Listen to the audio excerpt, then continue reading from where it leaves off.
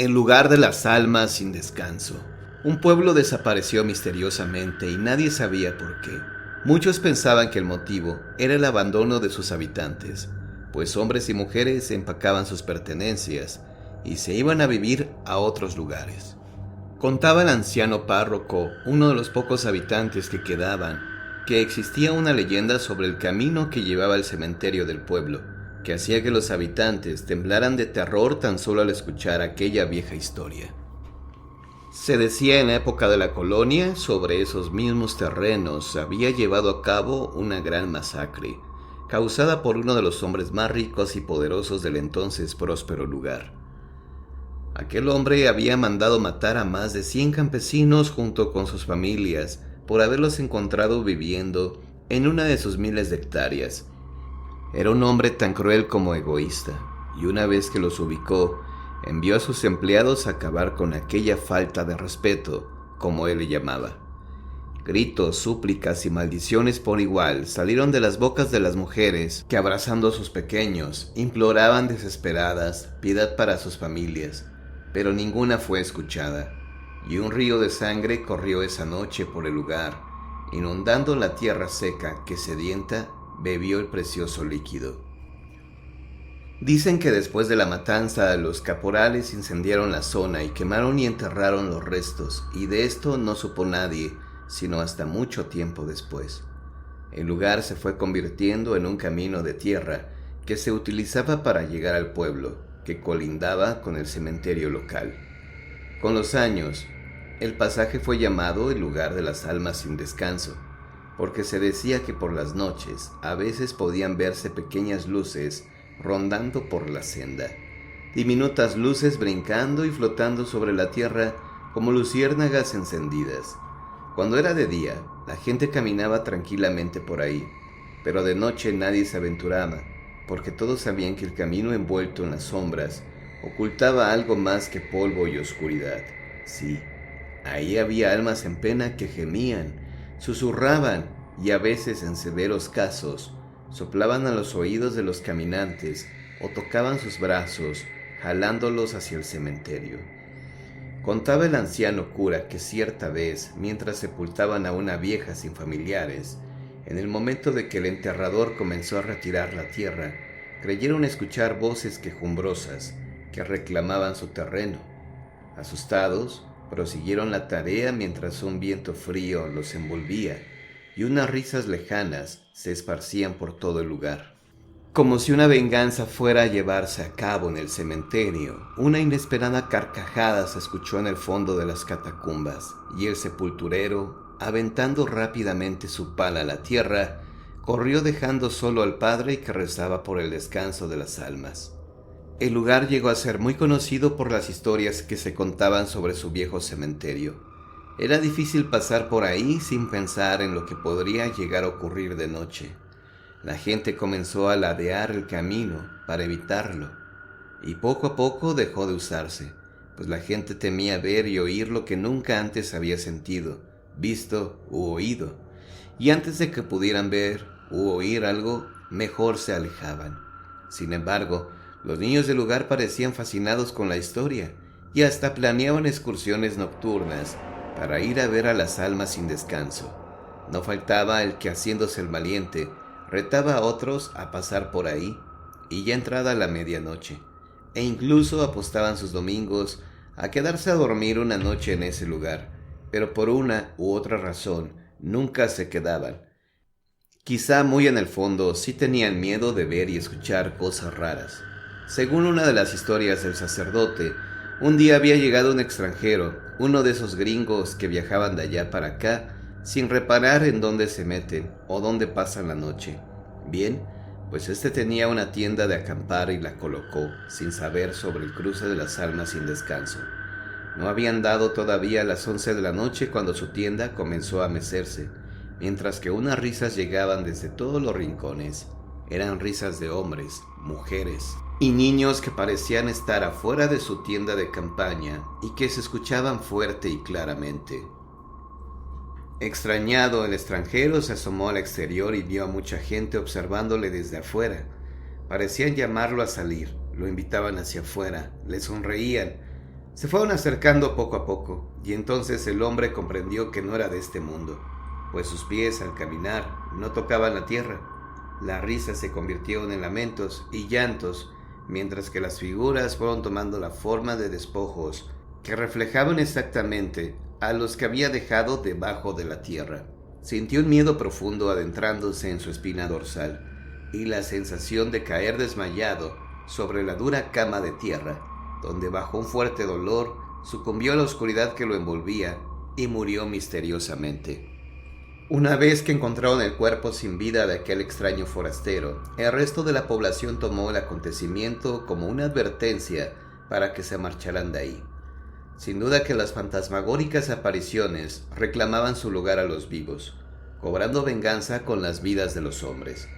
Actualmente la ubicación del lugar de las almas sin descanso se desconoce, pues a través del tiempo se perdió con la modernidad de las carreteras. Nunca sabremos si de noche siguen emergiendo aquellos fantasmas de rostros descarnados, pero tampoco conozco a nadie que quiera averiguarlo.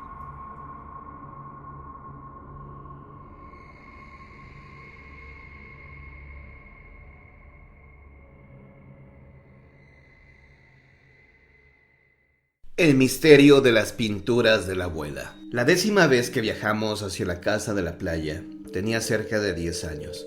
Estaba tan emocionado que por poco olvido empacar mi caballete, pues quería presumirle a la abuela todo lo que había estado aprendiendo en la escuela de arte. El día que llegamos a aquella casa donde vivía mi abuela, las cosas parecían algo tensas entre mi padre y los sirvientes de la casa, pues él se negaba a mandar a la abuela a un asilo y los sirvientes estaban hartos del comportamiento de la anciana, que como buena representante de una aristocracia extinta, se comportaba de tal modo que parecía haberse remontado a mi propia edad. Mi padre, por otra parte, por alguna razón extraña, tampoco quería tenerla cerca de él. Jamás entendí por qué, pero mientras mi abuela envejecía más y más, poco a poco mis padres parecían, por así decirlo, bastante contentos con mantenerse lejos de ella, como si les gustara pensar que no existía o que simplemente podían ignorarla. La abuela nos recibió con una gran sonrisa. No recuerdo exactamente su cara, solo su sonrisa, que para una anciana de la edad de mi abuela era maravillosa, pues estaba intacta. Muchas de las abuelas que había visto tenían una dentadura postiza, o estaba entera o parcialmente sin muelas y dientes. Pero mi abuela no. Ella sonreía y su dentadura reflejaba el brillo del poco sol que había aquella mañana en el recibidor de la casa. Otra de las cosas que maravillaban acerca de ella era su habitación.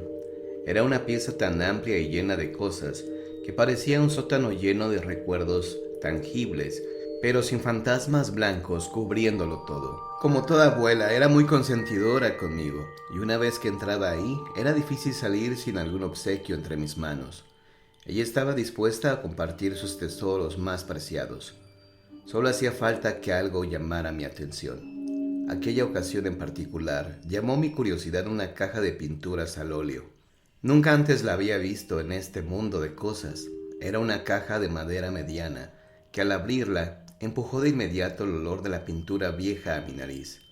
Tenía 2 niveles y estaba cubierta en el fondo con terciopelo verde, manchado en todas partes por círculos de pintura de diferentes colores. Era justo como haber encontrado el mayor de los tesoros. Estaba tan sorprendido en aquel descubrimiento que apenas pude percibir la angustia que empezaba a pintarse en el rostro de la abuela. Por alguna razón era como si ella no hubiera deseado que yo encontrara aquella caja. La miré a los ojos y sonriendo le pregunté si podía quedarme con ella.